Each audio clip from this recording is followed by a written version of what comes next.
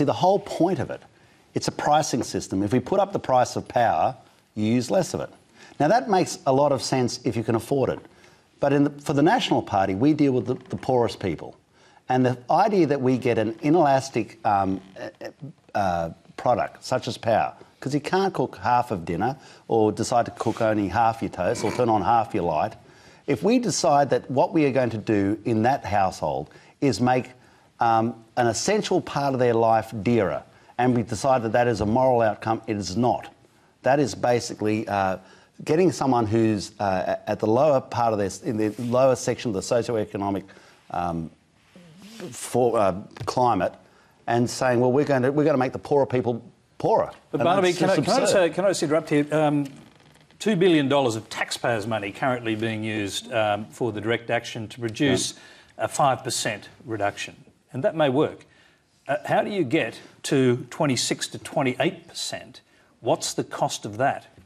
Well, to the public dollar. Well, even in the last, we have to just go on what we're doing. Greg Hunt in that last tranche, of actually being able to create the mechanism for carbon reduction, he did it at a vastly cheaper rate, and in fact, it's a spectacularly cheaper rate than even our modelling said we would be able to do it. But can we just get this straight though? There's $2 billion sum of money to produce a 5% reduction. The alternative is how much for 28? Do you know how? Do we know how much it's going to cost to produce a 28% reduction? We know that on the modelling that we've got, by 2030, it will be between 26 and 28% reduction on 2005 levels, and China will be 150% above where they are. But how much will it cost the budget? And when you talk about a taxation process, the taxation process is to deal with people where those who are richer pay more tax. But if you want to pay it on your power bill, it is a pricing mechanism. It puts up the price of power so you cannot afford it, or people can afford less. But if you pay for it from the budget, how much will it cost?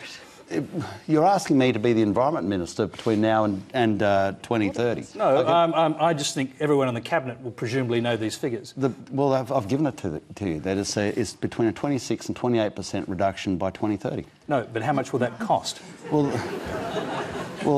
Tony, if we had taken what we predicted the last reduction to cost, we've actually attained our goals. We did it vastly cheaper. I think we did it for about a tenth the price. So I can't tell you now and every year for the next 3 decades what those costs are going to be. And I think it's rather absurd you asking me that.